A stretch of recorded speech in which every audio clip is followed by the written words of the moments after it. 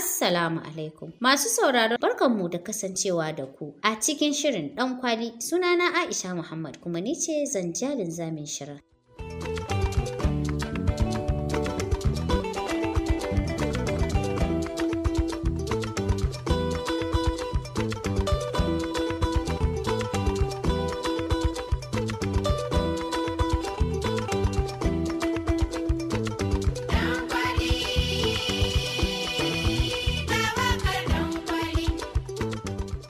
Shirin Ɗankwali shiri ne da ke taɓo batutuwa da suka danganci mata. Al'adar shirin Ɗankwali kuwa mukan fara ne da sashen rayuwar mace wanda ke ɗauke da tattaunawa a kan maudu'inmu ta hanyar kai ziyara da kuma tattaunawa da malaman zaure. Sai kuma karanto ra'ayoyin masu sauraro daga shafinmu na Facebook da kuma saƙonnin wayar hannu. Sai kuma sashen tukunyar mata.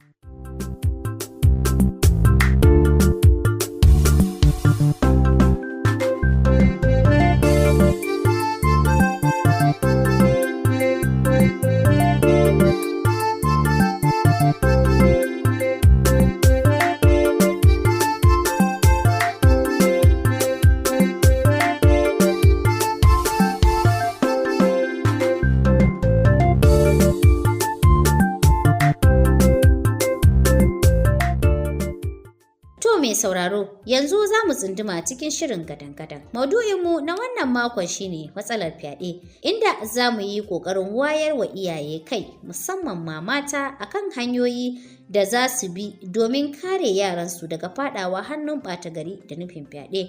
To kafin mu kai ga haka, wai shin me ake nufi ma da fyaɗen ne? Fyaɗe shine kusantar mace ko namiji ba tare da amincewarsu ba ta hanyar ƙarfi ko razanarwa. Matsalar fyaɗe a yanzu ta zama annoba. Duba ga yadda fyaɗen ya yawaita a duniya baki ɗaya, inda ake afkawa yara ƙanana 'yan shekaru 2, 3, 4 zuwa 5 kai har ma da yara 'yan watanni a duniya. Yaran mata ko yaran maza, manyan mata ko 'yan mata, tsofin mata ma ba a sarara musu ba. Idan muka yi la'akari da yadda yawaitar wannan aika-aikan ta yi tsamari, Majalisar Dokoki na Jihar Bauchi ta mika dokar hana cin zarafin mata, wadda hakan ya biyo bayan rahotanni daga kwamitin kula da al'amura na mata. Shugaban kwamitin Wanzan Muhammad ya shaida cewa rahotannin suna buƙatar kulawa da gaggawa, inda ya ƙara da cewa hukuncin duk wanda aka kama da laifin aikata fyaɗe ga baliga ko baligi ɗaurin rai da rai a gidan kaso. Haka kuma wanda ya aikata fyaɗe ga ƙananan yara za a kashe shi ta hanyar rataya. Kazalika duk wanda aka kama da laifin cin zarafin mata tara ce ta naira 100,000 ko kuma shekaru 2 a gidan kaso. Haka wanda ya kwatanta aikata laifin zai karbi rabin hukuncin mai cikakken laifi. Wannan kenan.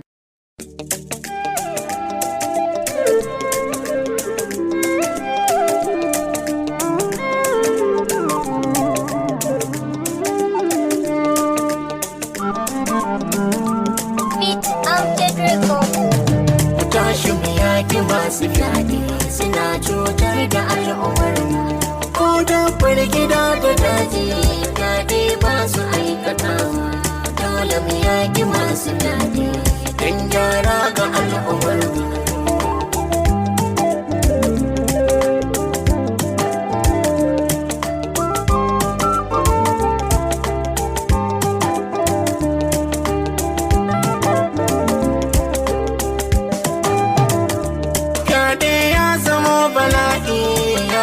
Dan adam kwatanci mata fargaba suke yi don yancin su ya shirinci. Maza ne garkuwar ku mata amma kuma gashi sun makanci.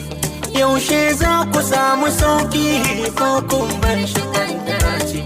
In ka ji sannan an ji ciwo dole mu tashi ne ta zance.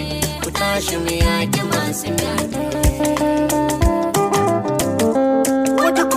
Kararrama ce bata ma san me kace ba, domin shekarunta ba su kai ba, bata ma gane me kace ba.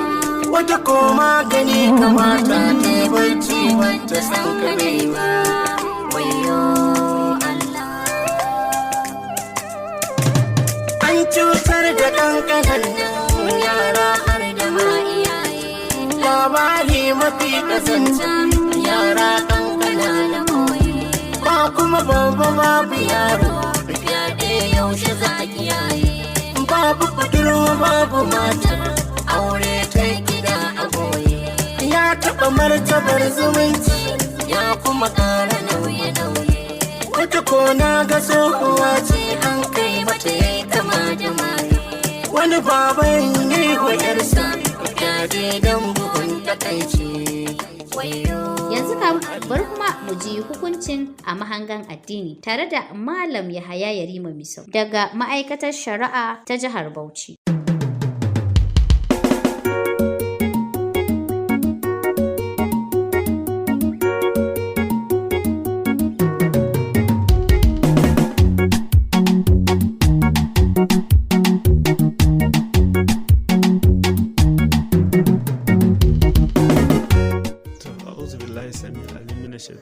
Bismillahir Rahmanir Rahim wassalatu wassalamu ala nabiyyina Muhammad sallallahu alaihi wasallam. Sunana Yahaya Yarima Misau, ma'aikaci a ma'aikatar hukumar aiwatar da shari'ar musulunci wato shari'a commission ta jihar Bauchi, jami'i mai kula da zauren sulhu da sauran al'amura na gyaran tarbiyyar al'umma.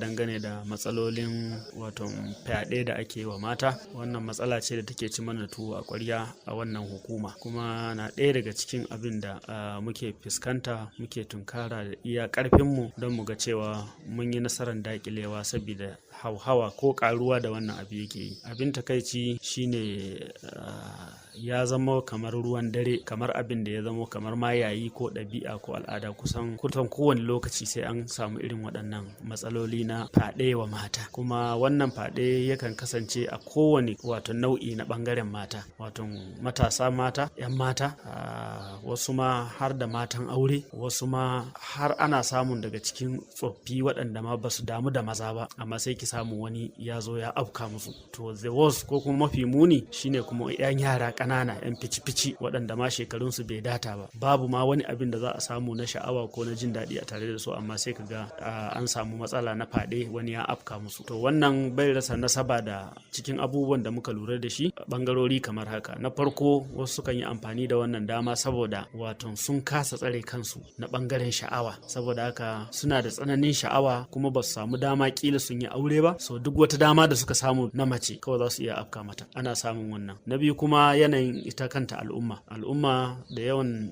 yanayin da su mata suke shiga ko kuma suke fita ko kuma suke mu'amala da maza, ko da makusantansu ne ko da ba makusantansu bane, musulunci yayi wato iyaka wajen mu'amala tsakanin mace da namiji a bangaren yanayin sutura da kuma mu'amala ta cuɗanya. To wannan wani lokaci akan tsawaita shi, akan kusanta shi ta yadda har yake jawo wato wani ya iya ba wani sha'awan da wannan abu yakan iya faruwa. Sannan na uku, wani lokaci akwai malaman wanda suke, ko kuma in ce 'yan boka, da suke ba wa mutane wani abin da za a ce kamar sa'a, cewa saboda neman mulki ko dawwama akan wani matsayi ko wani mukami ko ci gaban kasuwanci ko dai wani abu na rayuwar duniya da ake nema, to akan ba su wani abu kamar lakani da cewa in an yi fyaɗe ma yarinya karama misali, to wannan zai iya taimakawa wajen a dawwama akan abin da ake ko kuma a samu abin da ake nema. To wannan ma yana daga cikin abin da a lura da muka yi yana haifar da yawan karuwan fyaɗe wa mata. To sannan daga cikin abin da wannan yake haifarwa ko kuma yake ba mu matsala idan ya zo gare mu shine yadda muke ɗaukan matakai domin mu ga cewa an kawo ƙarshen abin ta hanyar ladabtar da waɗanda abin ya shafa. Saboda shi doka na addinin musulunci, wato na ɗabi'a na ɗan adam ma, akwai abin da wato ɗabi'a ma bai yarda da shi ba. Shi mu'amala tsakanin mace da namiji ko da ɗan adamce ne, akwai yadda yake da tsari, musamman kuma a tsarin addinin musulunci. To yin wannan yana daga cikin manyan laifuka da Allah subhanahu wataala ya zayyana cewa ya haramta shi kwarai da gaske yin fyaɗe. Wannan ya sa ma hukuncinsa yake da girman gaske a musulunci, cewa idan mutum ya yi fyaɗe mai wace ya tabbata cewa ya mata fyaɗe, to hukuncin kisa yana iya hawa kansa. To amma aiwatar da wannan yana ɗaya daga cikin, wato rashin aiwatar da shi, samun daman aiwatarwa, wannan yana ɗaya daga cikin abin da yake ƙara yawan fyaɗe a cikin al'umma. Inda Allah ya kaddara ana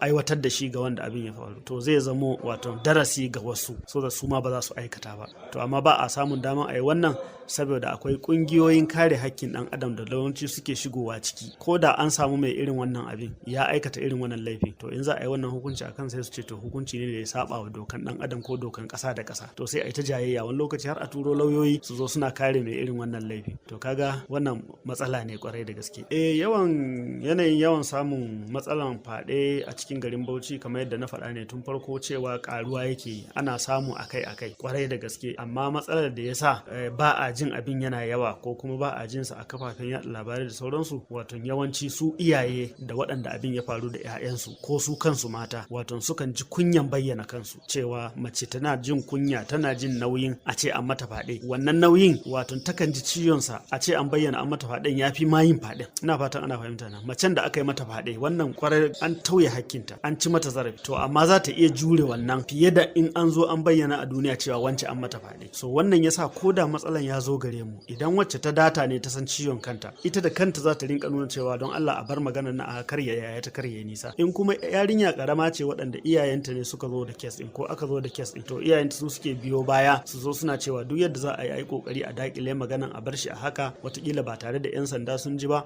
tare da kila ma an je likita ya gwada ya tabbatar ba. To duk irin waɗannan wai gai su rufa wa 'yarsu asiri, kar a tona mata asiri, saboda matsala ce da in ya faru da mace ana ganin har lokacin aurenta zai rinka binta waɗanda suka san cewa an mata fyaɗe. To irin wannan yasa gaskiya suke dakile, amma fa hakika wato yawan matsalan fyaɗe kusan kullun ninkawa yake. Ba raɗin kai muke amfani da shi ba, sai dai muna amfani da dokoki na shari'a. Daga ciki shari'a ya karantar da mu wa'azantarwa, ya karantar da mu faɗakarwa. Wannan yana daga cikin ayyukanmu. Mukan zauna da ƙungiyoyi, mukan yi tattauna da malaman addini, mukan tattauna da limamin masallatai, musamman masallatan juma'a. A wani lokaci zaka ji masallatai da yawa an yi huɗuba na juma'a akan kiyaye yara su kiyaye yaransu, iyaye su kiyaye yaransu da gudun aukawa irin waɗannan matsaloli. Sannan mukan tattauna da ƙungiyoyin addini na mata da ƙungiyoyi masu zaman kansu na rayuwa haka, wato NGOs masu taimakon harkar mata, irin su Form 1, irin su Women in Da'awa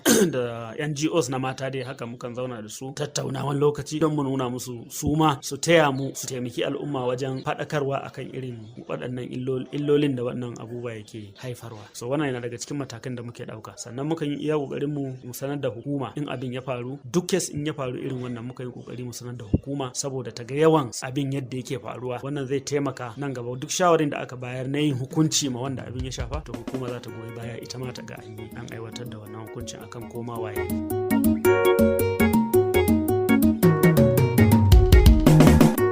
Malam Yahaya Yarima Misau kenan daga ma'aikatar shari'a ta nan jihar Bauchi. Yanzu kam lokaci ne da za mu tattauna tare da malaman zaure kamar yadda yake a tsarin shirin.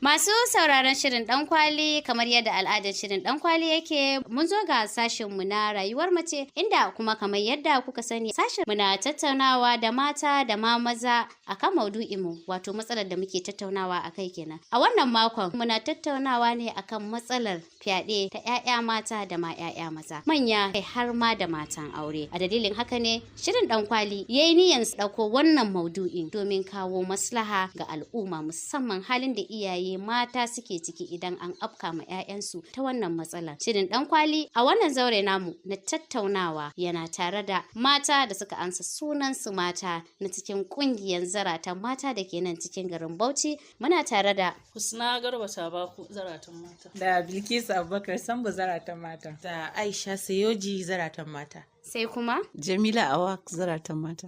To barkanku, shirin Ɗankwali na muku marhaban. Mata 'yan uwana, muna cikin wani hali a wannan zamani da muke ciki na yawan fyaɗe. Matsalar ta yawa. Kai, wa iyazu billahi, an kai har ana yin fyaɗe wa 'ya'yan mata ƙanana waɗanda ba su san me suke ciki ba, amma cikin masallaci ɗakin Ubangiji. Wa iyazu billahi. Kafin uba ya shiga cikin wani hali idan har an afka ma 'yansa ta hanyar fyaɗe, wallahi uwa ta fi shiga cikin matsala. Uwa ita ce abin tausayi. Kafin ma a zo ga ita kanta yadda aka yi mata wannan, an lalata mata rayuwa, babu mamaki ta kamu da wata cuta ko kuma ma yoyon fitsari. Allah ya tsare. Shi yasa za mu yi kira ga iyaye mata. Za mu fara da Malama Bilkisu. Shin a ganinki menene yake janyo yawaitan wannan hali na fyaɗe da ake ciki yanzu? Alhamdulillah, muna godiya ga Allah da ya bamu dama domin mu dan bada namu gudunmawa da abin da muka hango da yake kawo irin wannan mummuna rayuwa da muke ciki. Wato rayuwan ya dawo abun tsoro, ya dawo abun inna lillahi wa inna ilaihi raji'un, wanda yau ba manya ba, abun har ya koma ga ƙananan yara, wanda ni a gani na ba dai ana yi domin sha'awa ba, sai dai ana yi domin wani manufa na neman duniya wanda yanzu ya riga ya dawo ruwan dare. Abubuwan da nake gani zaki ga wai sai a ce, ni a nawa ganin akan yi amfani a ce wai irin kind of dressing da mutane suke sakawa. To ina ga yara ƙanana wanda su kansu ma tukuna babu abin da suka mallaka a cikin jikinsu. So kin ga wannan kenan. Sutura zai iya kasancewa ba shi ba. Sannan na biyu akwai wani irin yanayi da muke ciki na rayuwa, society mu ta riga ta gurbana, babu tsoron Allah. Sannan na uku akwai kuma sakaci na iyaye, maybe rashin lura wani lokaci yakan kawo. Sannan na hudu akwai kuma 'yan gida, wanda a yanzu sakacin da mu muke da shi za a dauka a ce ai kanin baba ne, a'a kanin waye ne, a'a ai mun san shi, ai dangi ne yana shigowa gida. To yanzu a yanda aka tabbatar wanda suke kusantan gidanka ma, wanda suke cikin gidanka sun fi cutar da kai akan wanda suke waje. So ni a gani na irin waɗannan abubuwa su suke kawowa. Kin ga irin waɗannan al'amari ne na rayuwa, kamar da dai na ce rashin tsoron Allah, because abun ya wuce tunanin dan adam a yanda ake yi, da kuma irin al'umma da muke ciki yanda kowa kawai yana abu ne kara zube. So anything yana zuwa yana polluting a cikin tarbiyyar mu, kuma anything duk abin da aka kauce hanyar Allah dole za a samu sabani, because kamar yadda na ce miki ba dressing bane wani complete dress a jikinta, amma ana attacking ɗinta. Wata 'yar jinjiraye, wasu 'yan ƙananan yara, so ba ma wai yanayin jiki a cewa kina da manyan mama, kina da jiki waye, abinda wani namiji ya hango. Ban tare numfashinki ba malama Bilkisu, shi yasa da dama ake ta'allaka abin gaskiya ga wasu, duba ga yanayin abin yanda ya yawa sai ake ganin kaman ko wata kungiya ce ta wani ɓaci, ko kuma ana amfani da abu ne ta hanyar wani asiri ko na neman sa'a, ko dai wani abin, duba ga yanda ake da ƙananan 'ya'ya mata. Malama Husna, me zaki ce? Assalamu alaikum wa rahmatullahi ta'ala wa barakatuh. To yanzu dai a halin da muke ciki ya zama inna lillahi wa inna ilaihi raji'un. Don abin zahiri idan ka zauna kai tunani ka duba shi, zaka ga ba wai mutanen da suke wa'annan aikin fyaɗe ma yara ƙanana ba wai suna yi don wani abu ne, suna yi ne saboda duniya. Abu ne kamar na ƙungiyar asiri, ko kuma kana son wani abu a ce sai ka je ka samu yaro ɗan ƙanƙani namiji ka yi mishi fyaɗe, ko kuma ka samu yarinya mace ƙarama ka mata fyaɗe, sannan ka samu cimma wannan buri. A halin da ake ciki a yanzu gaskiya ba mu da wani katanga tsakaninmu da wa'annan mutane masu yin wa'annan abubuwa, sai dai kawai mafita da mu iyaye da kuma 'yan anguwa manya da yara duka mu tashi mu tsare wa kanmu da kanmu, don abu ne da ake yin sa tuntunin ba wai yanzu ba. Sannan yanzu lokacin da ake yawan faɗakarwa kaza yayi kaza, an yi a can unguwan, an yi a can garin, sannan a lokacin su kuma wa'annan hatsibiban mutane, shedanin mutanen suke jin su kuma a lokacin za su iya yin ci gaba da wannan shedanci wa yaran mu. To dole ne kawai yanzu mu tashi mu iyaye da 'yan anguwanmu da manya da yara, kawai mu kare wa kanmu hakki. In wannan ɗana ne ka gan shi a wajen da bai dace ba, kai ma a mazauninka na ɗan anguwa kore shi ya koma gida. Kar ka zuba ido dan ɗan makwabcinka ya tafi wani waje ka hango shi a wajen da bai dace ba ka ce ai ba ɗanka bane, ba zan yi ba. To wannan ba daidai bane. Kamata yi mu da kanmu mu ɗauka a kanmu mataki, dan wani abun ba wai sai gwamnati ta shigo ciki ba. Duk abin da muka ce sai gwamnati ta shigo ciki to sai mun fara samun illarsa kafin nan fa a zo fa an mana agaji. Amma idan muka kare kanmu da 'ya'yanmu, to ko da gwamnati za ta zo tallafa mana da za ta yi, sai dai ta ci gaba daga inda muka tsaya. Ita dama gwamnati na ta tallafi ne, amma idan muka ce mu al'umma za mu fara ɗaukan mataki ta hanyar kula kenan za a ce. Ta hanyar kula. Ta hanyar kula nake nufi, saboda kawai mu yanzu mu saka a zuciyarmu dan wane dan mu ne, ɗana dan wane ne. Yawa shine hanyar da za mu iya ba mu 'ya'yanmu kariya gaskiya. Amma idan ka ce ɗana ne, wannan ma ce ɗaɗan shi ne, to fa za fa a kai ga lokacin da kai ɗanka bai tsira ba, na waɗan bai tsira ba. To in muka mai da duk 'ya'yan ɗan wane ɗanka ɗana ɗanka ne, to insha Allah ina ga zamu iya cimma gashi ga wannan mummunan aika-aikan da ake aikata ma 'ya'yanmu. Malama Jamila, na dawo gare ki. Fyaɗen nan da ake yawaita yin shi, mun riga da mun sani yana da illoli da dama. Daga kansu ƙananun yara, in ma babba ce aka yi mata budurwa za a iya ce yana da illa. Idan ma mace ce babba, matan aure ko mara aure, aka yi mata fyaɗen nan yana da illa. Gashi yanzu abin ya kai har ƙananun yara maza su ma ana musu, kuma an sani yana da illa ta hanyar lafiya da kuma sauran abubuwa da yake shafa shafa rayuwa, wasu akwai razana da sauransu. Malama Jamila, ke a ganin ki wasu irin illoli wa'innan fyaɗen yake haifar musu kansu yaran da ake yi wa da kuma ma al'umma baki daya? Assalamu alaikum. To illoli kam ai kin riga da kin kikkira su da yawa, sai dai kawai maybe in ƙara abu kaɗan a ciki. Ɗaya a ciki ina ga illa farko yana shafan iyayen su yaran da aka musu, kan shiga wani irin mummunan hali da yanayi. A bayan da za a ce kowace uwa a ce an ma ɗa ko ƴarki irin wannan abun a ce baki shiga damuwa ba, za ki shiga damuwa ke kaɗai, banda kuma yanda za a kyamaci yaron a cikin al'umma, ko mace ce ko namiji, akwai wannan al'amarin kyaman. So dole iyaye za su shiga damuwa, su kuma yaran still su ma akwai wannan zancen kyama a tattare da su da sauran abokanan wasan su. Duk inda aka ji labari aka ce ai wannan wance an taba mata wannan, kowa ne an taba mishi fyaɗe, na farko za a guje shi, shiga cikin mutane zai mishi wuya tun daga kan kankantan shi, tun baya ganewa cewa ana kyamatan shi har ya girma. Irin wannan zai iya jawo yaro zai shiga wani hali. Sai kuma in a ce babba ne ma aka samu wannan matsalan ta samu faru da shi, wani sai kiga iyaye ba su goya mata baya ba, sai su ga a'a laifinta ce, ke ce wance kina da rawan kai, a'a wance kina da kaza, shi yasa hakan ta faru da ke. Still ko da tana da shin, amma wannan abun ya zo ya faru, kaddara ne haukanta, so bai kamata a ce za mu kyamace su ba. Irin wannan abun in ya faru da yara ya kamata a ce mu ja su a jiki, mu gwada musu soyayyan mu da kuma tausayawan mu. In kana haka, in ke abu ya faru da yarinyan ki haka ko yaron ki haka, once ke kika ja shi a jikinki, ko sauran ma za su ja shi.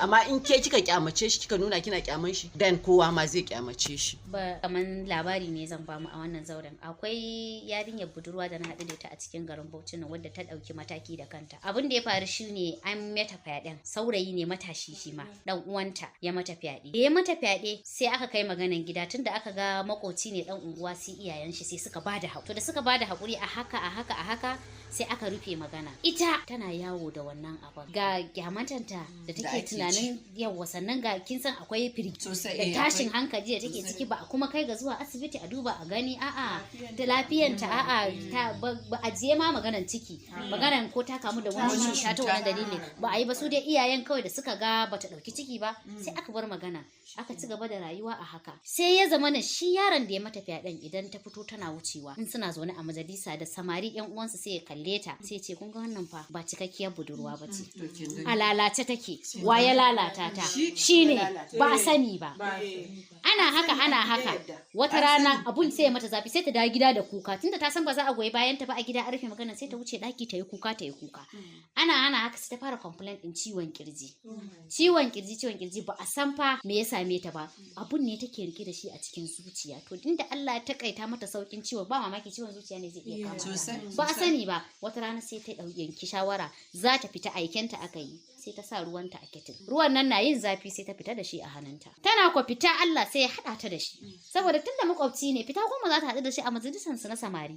Aiko sai ya yi mata wannan abun, wallahi bata yi wata ba, sai ta yi kanshi da ruwan zafi. Amma ta burge ni, ai ta min daidai. Dole ne a matsayin mu na mata za mu ce ta burge mu, saboda kuwa lalle ta wanke kanta. Kuma ba ta yi magana ba, ta juya, sai aka bar shi yana dan na miki fyaɗe, na zo ina tsokanan ki, ya tona asiri da kanshi.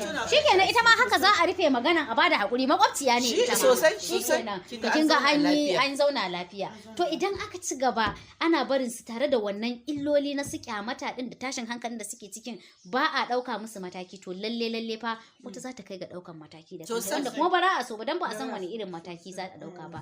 To alhamdulillahi. Malama Aisha Siyoji, na dawo gare ki, inda muke son zaki dan yi kira ne ta kan hanyar yadda za a bi a magance ita wannan matsala ta fyaɗe. Duk da dai mun san ba mu bane muke da wannan alhakin, amma kuma muna da abin da za mu ce ba za mu rasa ba, musamman ma a matsayin mu na mata. Akwai abubuwan da idan aka ba mu dama, mu mata ba irin matakin da ba za mu iya ɗauka ba, to za mu iya ba da shawara. Malama Aisha gare ki. To alhamdulillah, yan uwana mata sun yi maganganu masu muhimmanci akan wannan annoba, don za mu kira ta annoba da ta yi kamari yanzu a cikin rayuwarmu ta yanzu, kuma take addaban yaranmu, iyayenmu, kowa dai ma bai tsira ba yaro. So gaskiya abin da ya kamata mu mutane na society mu yi domin ganin at least mun rage wannan matsala shine, na farko dai idan irin haka ya faru, mu yi iya bakin kokarinmu mu ga cewa ba mu rufa wa wanda ya wannan abu asiri ba. Saboda yanzu babban matsalar da muke facing shine tun zai aikata wannan abu ko kuma ma gashi nan a cikin society yana yawo da kafafunsa, an san cewa gashi wannan aikinsa ne, ga abin da yake yi yayi kaurin suna, so amma wai shi wanda abin ya shafa ko ita wacce aka yi wa ta zama irin ta zama victim of stigmatization, sai kaga iyaye sun yi rufa-rufa. Musamman ma idan aka ce don yanzu ana iya samu sai ki ga na gida.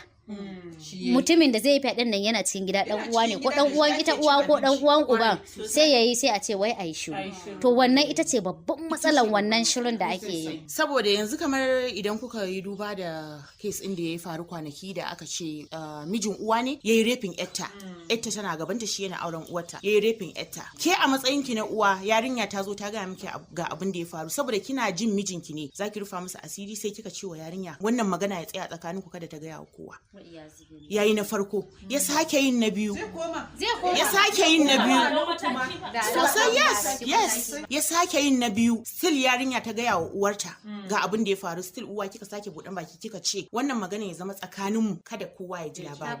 Me ta yi? The next thing shine yarinyar, abinda ma yasa yarinyar har ta buɗe baki ta yi magana shine abinda ya yi mata shi mijin uwarta, the same thing ta ga ya faru da yar karamar kanwarta, ita ma kanwar uwar ta zo da ita ne ba yarsa bace. Kin gani? Inda a ce lokacin da abin ne ya faru ta dauki mataki ko ta yi threatening din shi kan cewa zan gaya wa duniya ko kuma ta ce zan kai na hada ka da hukuma. Kira ga koda a tsakanin su iyalan gidan za a tara dangi. No, one funny thing shine a wannan case din fa tana da co-wife, tana da kishiya. So amma abin da ya faru bayan yarta ta gaya mata, sai ta je ta samu kishiyar. Suka shiga daki suka yi kuskus da kishiya. Me suka yanke Allahu a'lam. That means kin ga bakin su sun hada baki akan cewa a yi shiru a rufa mijinsu asiri. Ke kina uwa kin san zafin haihuwa yanda ɗa yake da daɗi a duniya, har ki je wai gashi abin da ya faru da ki je ki haɗa baki ki haɗa kai da wani wai a ce a rufa asiri. So gashi at the end bai tsaya a kanta ba, bayan ya mata sau biyu ya zo ya yi wa karama. Yarinyar ta fito tana faɗa ita kawai abin da take so shine ita a taimake ta, a karɓe ta daga hannun uwar. Amma ba za ta taɓa son wannan uwar ba. Ita ba za ta zauna ba tunda ba za a bi bayan ta ba. Wannan babban matsala ne. So ya kamata a ce a daina rufa musu asiri. Ko a shar'ance in mutum yayi laifi a hukunta shi bisa ga laifinsa. Kuma in wannan yayi asirin sa ya tono aka faɗa, wannan gobe idan ya gani zai ji tsoro. Zai ji tsoro ni kar ga wani. Hukunci a fili. Ba daukar mataki.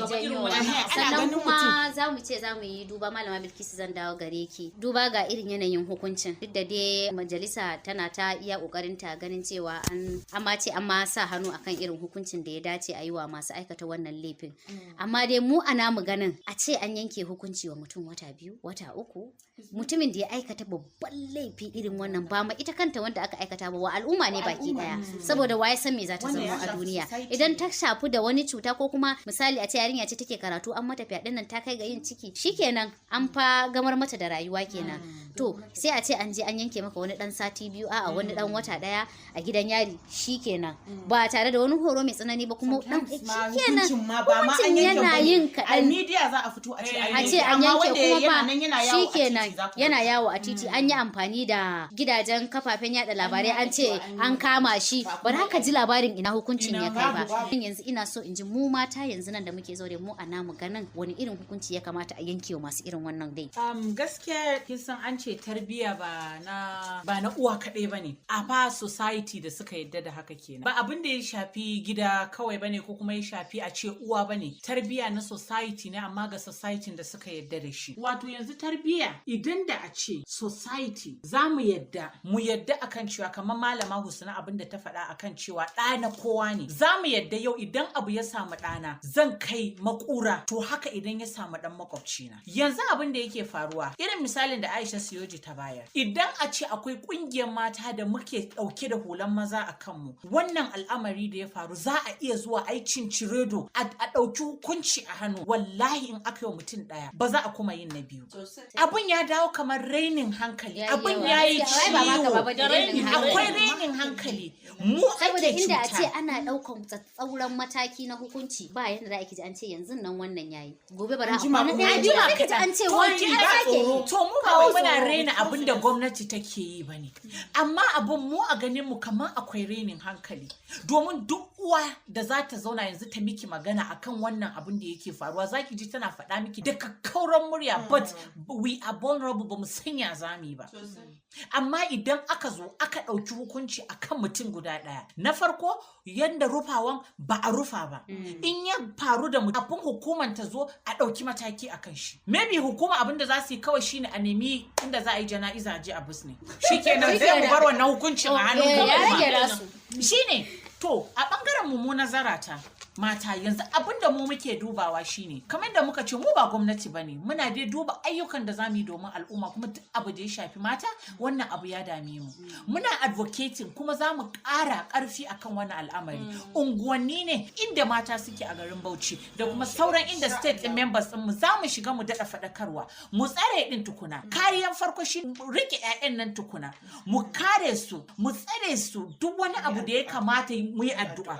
Bayan wannan yanzu baki san wani abu da yake faruwa, yaro bai isa ya je makaranta ba, yaro bai isa ya je hutu ba. Iya samu Islamiyya baka ana samu masallaci ma baka tsira ba. To ina ne ka tsira? Yaro ba zai je hutu ba, yana tsoro ya tafi yaro hutu wani guri baka shi ba, yana kujin kama kana tsoro. To uba yayi ma ya, ina ne kake da kwanciya? Yayi wa kanwa. To a hakan ma bayan fyaɗe da ake a'a namiji yayi wa jinsin mata, a'a namiji an samu ƴaƴa mata. Ba mata ba ma har maza ma yanzu an samu. Akwai budurwar da aka ce an same ta kaman a nan garin ne, ita ma duk ta bi kan kannan da ɗakin su ɗaya. Ke uwa kina tunanin wai kin tsare ƴaƴanki, kin ware su ɗakin ƴaƴa mata daban, ɗakin ƴaƴa maza daban. Ita ce shugaba, ita ce babba. Duk ta bi ta gama rarake mata ƴaƴanta mata ba a sani ba. To babu ta inda kake. To tsaron shine kawai guda ɗaya, ido da addu'a. Dole kawai sai ka tsananta sa ido. Ƴaƴanka da ka haifa kana ganin ƴaƴanka ne, wallahi karka yarda da su. Sa musu ido shine kawai matakin da za a ɗauka. Ko me suke yi idan kana kansu, balantana kuma har a kai ga an ce ko an samu bako ko kuma wani yana zaune dama a gidan a kai ga su mai gadi. To ya kawo mana bukatun mu yanzu. Akwai yanzu abin da yake faruwa shine iyaye mata dole mu yi haƙuri, mu daure mu sa ido akan ƴaƴanmu. Sannan still akwai iyaye mata da gaskiya wallahi laifinmu ne. Akwai sakaci. Akwai unguwannin da zaki shiga a yanzu a haka zaki ga yarinya yar shekara 3 ba pant. Daga ita sai pant ma wannan yawo a cikin babu wando. Ke kina shanye da baki wai sunan ki ya rike mata hannu. Ke kina cikin gida wai sunan ki uwa. Naga tana nan tana yawo a cikin irin wannan yaran idan mutum. Dama akwai wani abun dole dama akwai sakaci. Akwai kuma wannan illolin da zaki ga yaro dan kankani ya tashi da abun a cikin zuciyar shi. Yaro ya kai shekara 5 yana da kanwa shekara 2 ko 3. Kina hada su kina musu wanka ta. Kina da ɗa namiji babba, kina da karaman ya, sai ki fara ce saboda kiwuya je ka yi ma wancan tsarki. Yaya to dole kuwa a samu matsala. Dole a samu matsala. Matsalan farko yana faruwa ne daga cikin gida. Sannan da abubuwan da yaran mu suke kallo kamar wanda suke da halin TV haka.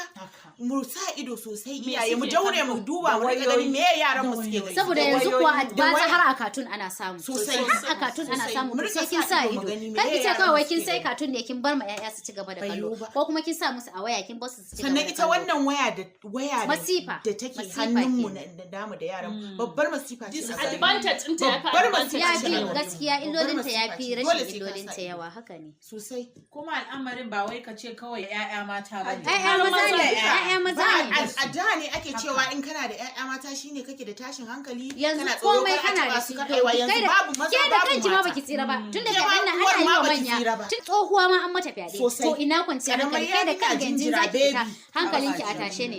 Ga masifa ta satan mutane, ga masifa ta fyaɗe. Gaba ɗaya duniya yanzu babu kwanciyar hankali a ciki. To maganin ɗaya ko biyu zan ce daga addu'a sai fa sa ido. Kuma haɗin kai na ƴan aure. Haɗin kai. Aka samu haɗin kai da daidaituwar ra'ayi. To insha Allah wa'annan abubuwan za su mana sauki a kuma dai ƙarin bayani akan sa ido ya zamana a ce iyaye mata da maza gidaje namu ne amma kuma muna ciki ne muna rayuwa ba mu san su waye suke kewaye da mu ba. Wani ba a gurin yake ba zai zo ne ya ringa kewayawa da ka ga mu bakon abu kar ka yadda kamar yadda da ne ake yi na bom in ka ga kullin leda a kofar gidanka a razana kake to yanzu fa mutum ne in ka gani za ka razana shine bom din nan shine tunda ya zo tarwatsa maka rayuwa ba za ki iya ba kina tsoro kake ya zo tarwatsa maka rayuwa ne sai ki samu namiji wani ni fa gaskiya ga wani nan ban gane na ga shi ban gane masa ba fa a tuntube shi me yazo a wannan area to dole ne sai an sa ido ta irin wannan in ma makaranta ne kuka ga bakon abu yanzu idan kika ga ke uwa idan danki ya dawo gida ko yarki ta dawo gida wallahi malam wane na burge ni malam wane na jana a jiki sa ido tsakanin yarki da malam wane in ba za ki iya ba ki je makarantar ki je wallahi ki sa ai miki iyaka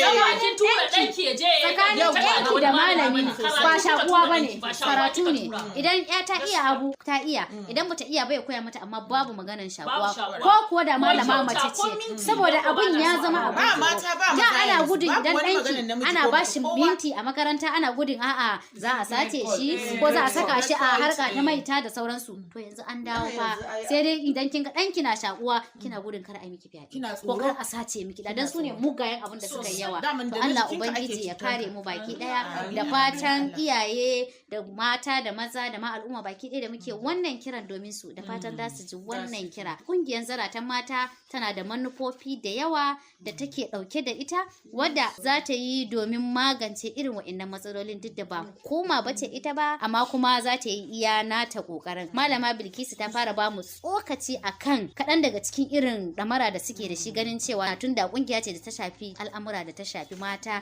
kula ga ya'ya marayu ne mata da suke gidajensu ta hanyar taimaka musu da abin sana'a dan abin da za a ci da kuma irin wa'annan matsalolin taso malama Husna wani irin mataki kike ganin kungiyar zarata mata kuke dauke da ita ta kan daukan matakin wayar da kai ma iyaye mata akwai wa'anda suke lunguna ba sa ma da rediyo in ma aka ce waya ce ba su kai ga rike ta bare sara wasu ba su ma san ana yin wannan fyaɗen ba balantana su kai ga muna ta maganan sa ido balantana su kai ga sa ido din akan ƴaƴansu wani mataki kike ganin wannan kungiya ta ku ta zarata mata za ta dauka ganin cewa ta bi kan irin wa'annan mata to alhamdulillah kungiyar mu ta zaratan mata a kullum kokari muke muga ta ina za mu samu mafita ma al'ummar mu a wannan yanayin rayuwa da muke ciki don haka mun zauna mun ga abubuwan da ya kamata na farko shine kaman saurarrakin unguwanni da ƙauyukan da ba su da dama amfani da waya ballantana su samu daman yin amfani da rediyo to mu kungiyar mu ta zaratan mata mun tanadi za mu dinga shiga wa'annan lunguna kamar yadda muka sa shiga ƙauyuka da irin wa'annan unguwannin don wayar da kai a yanayin yadda rayuwa yake to hakan nan yanzu ma muka ci gaba da shiga wa'annan ƙauyuka don mu fahimtar da su halin da ake ciki na rayuwa na tsaron 'ya'ya da sakaci da 'ya'ya da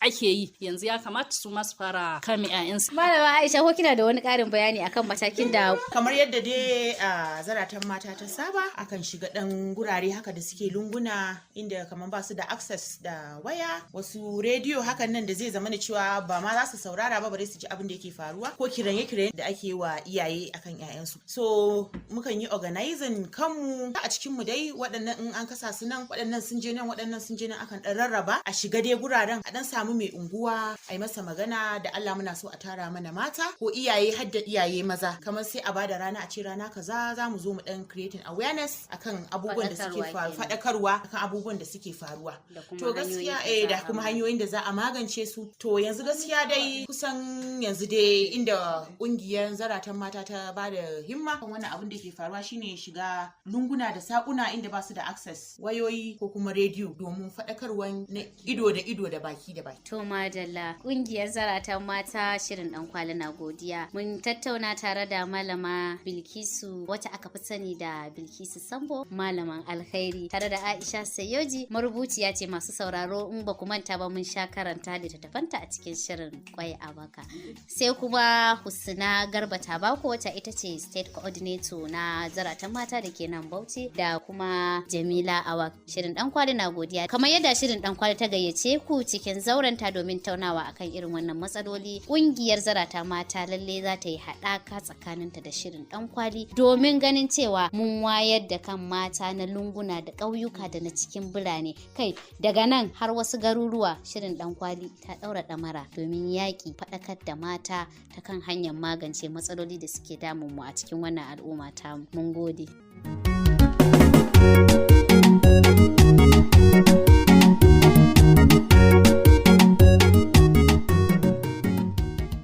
To madalla da wannan gudumawa daga mambobin zaratan mata reshen jihar Bauchi da fatan iyaye musamman ma mata za a ɗauki waɗannan kira ta kan yadda za a sa ido da kuma kula da al'amuran yara cikin gida da kuma waje.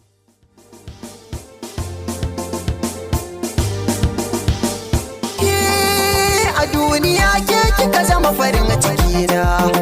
idan ba kewa zana baiwa kauna farin ciki na kin zama jinin jikina idan da so kauna ba ta kai ni rana kin zama jigo hasken idaniyata na rasa kiwa za ta bani gata nike na kewa kallon sarauniyata a gurbin zuciya bana ajawata ki dawo inda nake dan mazanta mai sona mai kyan hali nagarta baiwar Allah ke ce cikar muradi wanda ke san ki na so shi dan zumuɗi kimin na waziri karkice na yi kauye akan ki kome na so ya ingiza ni idan na zauna ne ke nake tunani ko cikin bazara damuna da rani wayo Allah dama zaki tunani kamar yanda nake mai kisa. Yanzu kam ga Hadiza ɗan Abdul ɗauke da ra'ayoyin masu sauraro daga shafinmu na Facebook da kuma lambar wayan hannu dangane da tambayar mu na shin hukuncin da ake yankewa masu aikata laifin fyaɗe na 'yan watanni a gidan yari yayi daidai da laifin da suke aikatawa? Hadiza fili domin ki.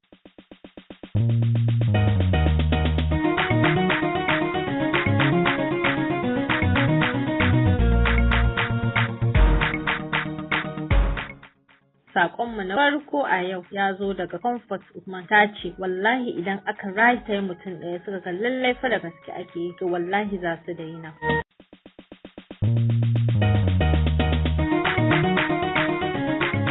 Fatima Musa Ibrahim cewa ta yi a gaskiya wata 2 ko 3 yayi kaɗan. Shekaru ya kamata a basu don su ɗanɗana su ji zafin aikin da suka aikata.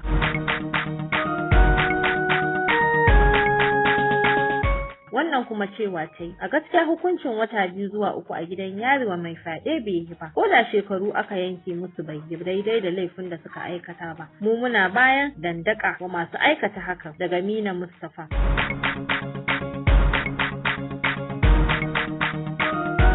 Fatima Yakubu cewa ta yi hukuncin wata 2 ko 3 yayi kaɗan, kamata yayi a jefe su.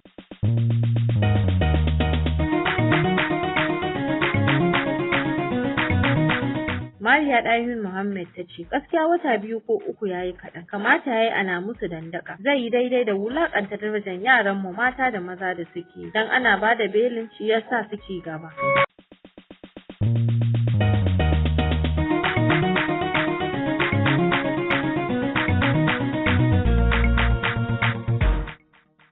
Da Hadiza ɗan Abdul. Yanzu na san mata sun ƙosa domin sauraron sashinmu na gaba, sashin tukunyar mata. Sai ku biyo ni madafi domin jin da wace tsarabar nake tafe a yau.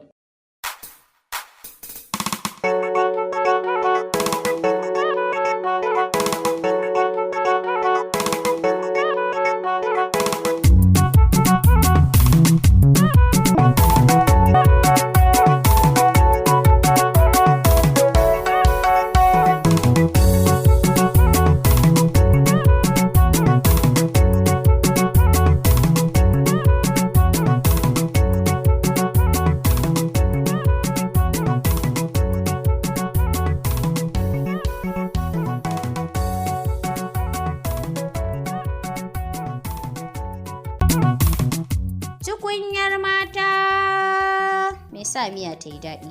Mata, 'yan uwana, sannunmu da kasancewa da ko a cikin wannan sashi namu na tukunyar mata, inda muke ƙoƙarin ganin cewa mun kawo muku nau'uka daban-daban na abinci domin burge mai gida. Kai, wani zubin ma ba mai gida ba, idan har kika iya girki, to ba a cikin mata kin yi zarra. Mata, sai ku kasance da mu domin jin a yau me za mu girka.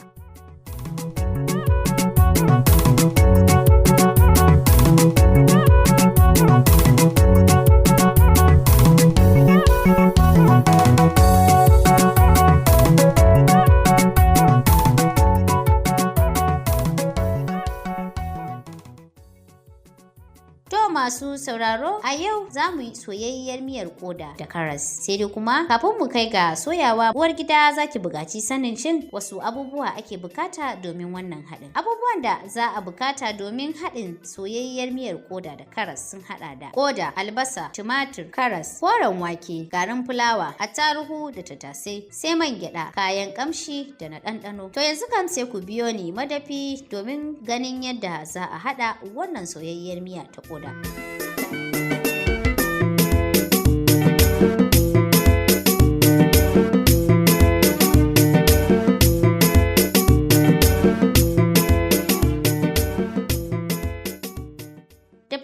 Ga koda yadda za ta wadaci 'yan taɓa kalashi. Na riga na wanke, zan yanka ƙanana amma ba ƙanana sosai ba, tare da albasa.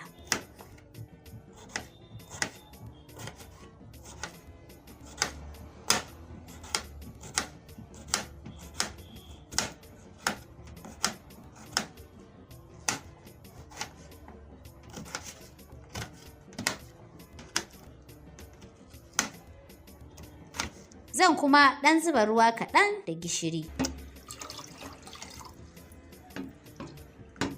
Sai kuma in ɗaura a wuta domin in ɗan tafasa wannan ƙodattawa. Kafin ƙodattawa ta tafasa, bara mu rage lokaci.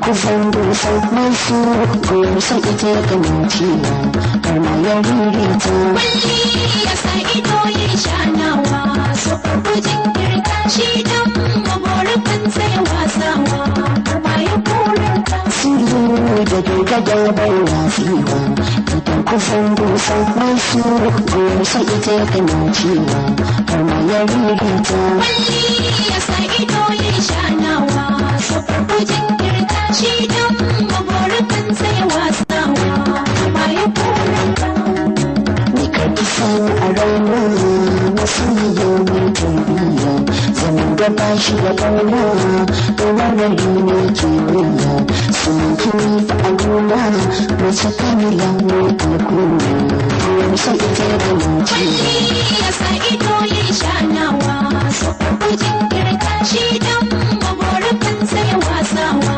karma ya kuranta Koda ta tafasa. Yanzu zan fara aikin soya ta ne, tare kuma da gaurayawa akai-akai. Ga koda ta na tsame daga cikin ɗan sauran ruwan da ya rage, inda zan zuba ɗan man gyaɗa na ɗan daidai, sai kuma in zuba kodan domin in soya ta.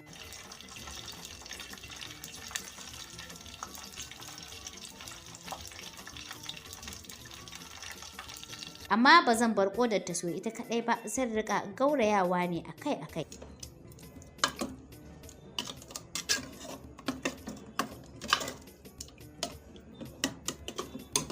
Da zarar ta ɗauko soyuwa sai in barbaɗa garin fulawa kaɗan, masu sauraro ba fa da yawa ba. Ɗan garin fulawa ne da bai wuce cikin cokali na cin abinci. Sai kuma in ɗan sa kori da thyme domin ƙanshi. Zan ci gaba da gaurayawa sai kuma in zuba ruwa. Shi ma ruwan kaɗan tunda ai miya ce tana buƙatar ɗan ruwa kaɗan.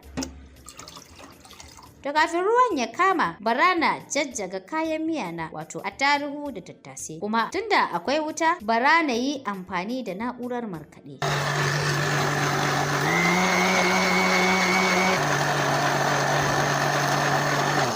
Sai kuma in yanka karas tare da koren wake.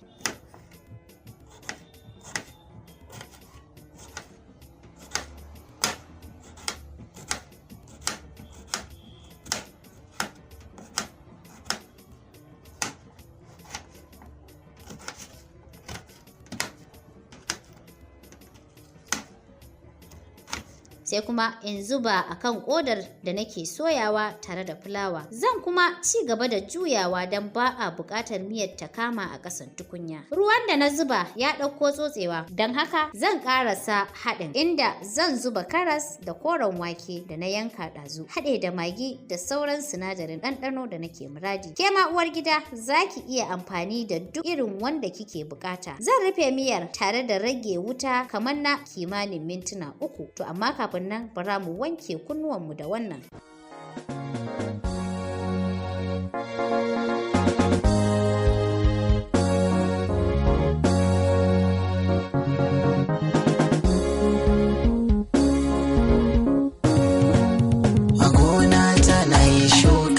Shi na so ba zan cire ba, dole ne in ba ta kulawa domin ba za na so ta mace ba. A gona tana yi shukar da shi na so ba zan cire ba, dole ne in ba ta kulawa domin ba za na so ta mace ba.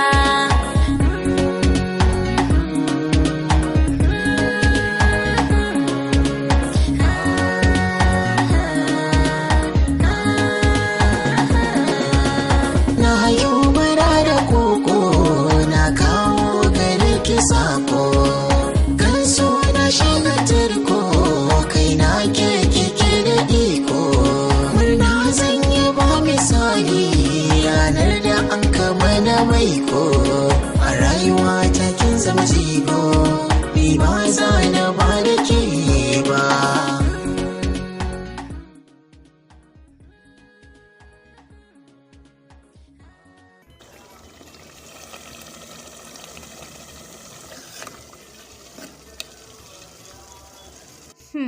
Lallai fa miyar soyayyar koda tare da karas ta haɗe sai ci, inda uwar gida za ki iya ci da tuwon shinkafa, farar shinkafa, sakwara, kai har ma da kuskus. To mata 'yan uwana, soyayyar miyar koda kenan tare da karas muka haɗa shi a yau. Idan Allah ya kai mu wani makon za ku ji mu ɗauke da wani sabon nau'in girki. Ni dai a kullum burina bai wuce uwar gida ta rika canjin girki a gidanta ba, domin idan kika matsa da cin abinci kala 1, 2, 3 yana hawa kan iyali, musamman ma dai mai gida da a kullum burinmu mu burge shi. Sai ku kasance da mu wani mako.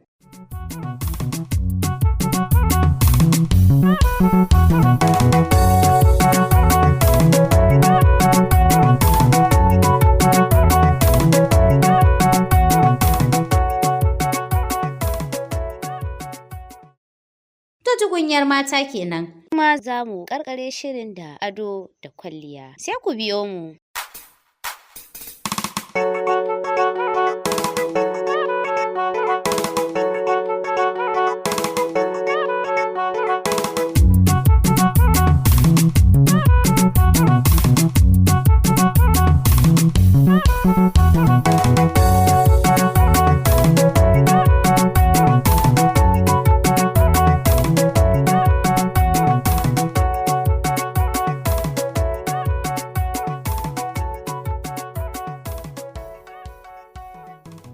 Assalamu alaikum. Da fatan muna cikin ƙoshin lafiya har muka kawo ga sashin ado da kwalliya a cikin shirin Ɗankwali.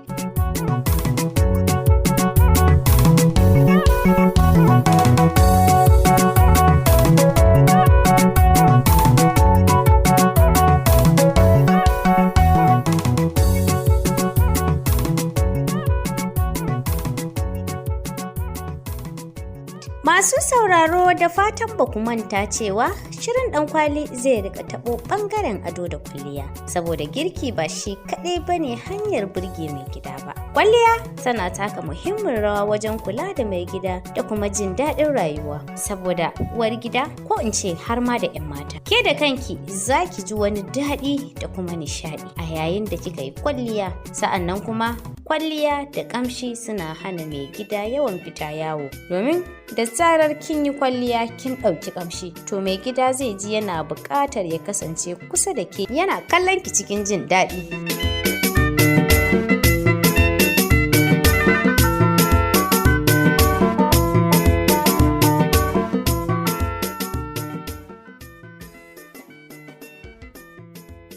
To kafin mu kai ga yin kwalliya, bara mu yi duba kan abin da yake hana fuska kyau, ko da kuwa an yi kwalliyar. Ko kun kasance daga cikin waɗanda ƙuraje ke ɓata musu fuska? Shin ko kun kasance cikin waɗanda wajen shafe-shafen nau'o'in man ƙara hasken fata sai kuma ƙuraje ke feso mawa tare da barin tabbai baƙaƙe? To wai menene maganin waɗannan ƙuraje da kuma baƙaƙen tabo? Lemon tsami. Lallai kuwa lemon tsami shine zai gyara waɗannan matsaloli. Amfani da shi kamar na wata 3 ko fiye da haka. Lemon tsami yana tare da sinadarin da yake magance kowace irin cutar fata idan aka yi haƙo.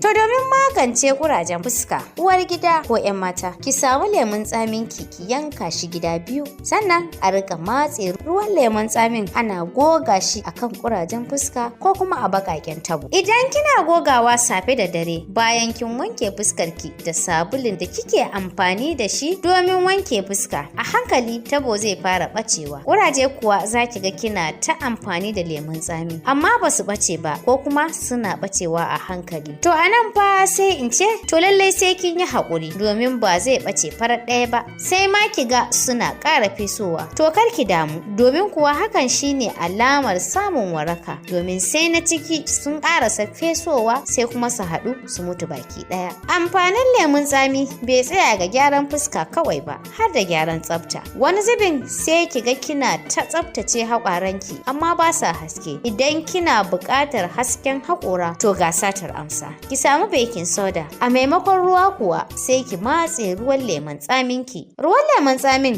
da shi za ki kwaba baking soda din, sai ki ɗauki magogin haƙori wato brush, ki rika lakuta kina goge haƙwaranki da shi safe da yamma. A hankali za ki ga haƙwaranki suna yin haske. To kuwa lallai idan har kika yi murmushi to ba zallan hasken haƙorin za a gani ba, har da sheƙi, kuma hakan shi zai janyo mai gida ya rika sha'awan koyaushe yana ganin ki kina dan murmusawa irin murmushin da har sai haƙwaran ki sun fito.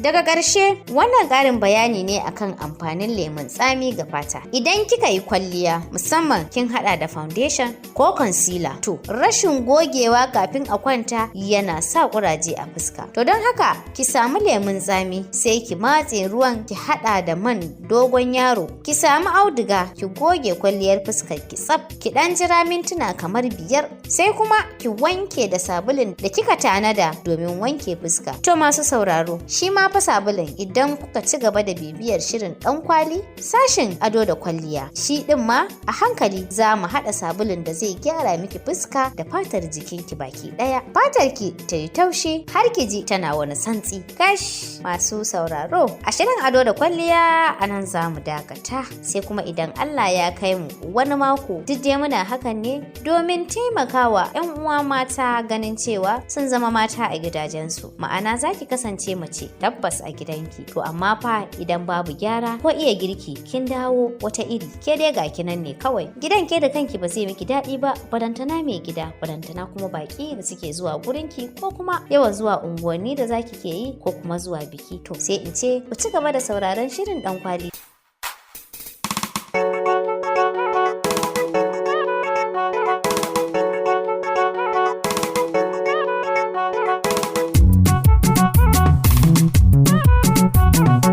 Masu sauraro duka-duka iya abin da ya samu kenan a wannan mako, sai dai kuma idan Allah ya kai mu wani mako za ku ji mu ɗauke da sabon du'i wadda za mu tattauna a kai cin zarafi a zamantakewa musamman ma a zamantakewa na aure. Za ku iya turo sakonninku ta sashinmu na Facebook wato Ɗankwali. A madadin waɗanda suka taimaka shirin ya zo gare ku sai ne Aisha Muhammad da na shirya na gabatar nake ce da ku sai wani makon.